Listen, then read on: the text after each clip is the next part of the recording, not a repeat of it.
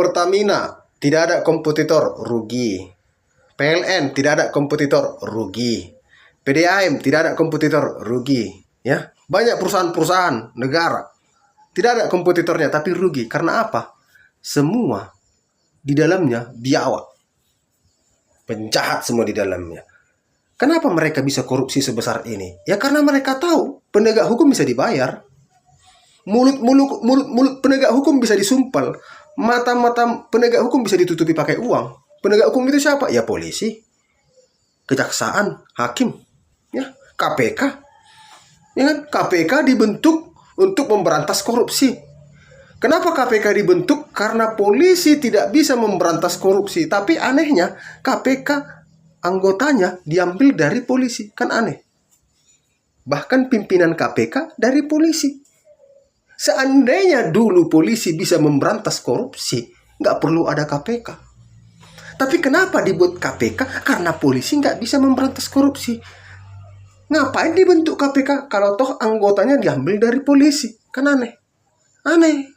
Negara ini aneh. Jadi kenapa permainan itu semua bisa terjadi? Ya karena yang mengatur itu semua penjahat semua. Supaya dia aman melakukan kejahatan.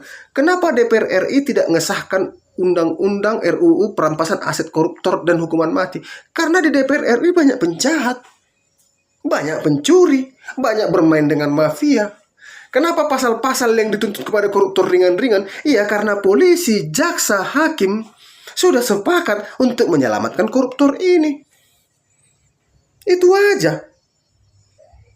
Jadi kalau contohnya orang berani korupsi 20 triliun, 100 triliun.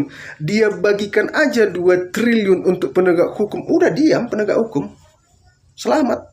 Ke media dia siram lagi berapa ratus miliar. Udah diam. Itu yang terjadi di negara ini. Itu yang terjadi.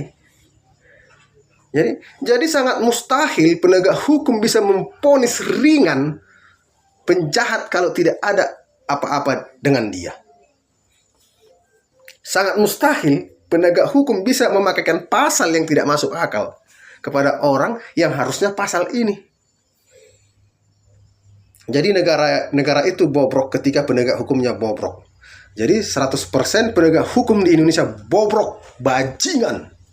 Jadi rakyat harusnya yang mengambil alih ini. Rakyat harusnya yang mengambil alih. Udah saatnya rakyat mengambil alih. Ya.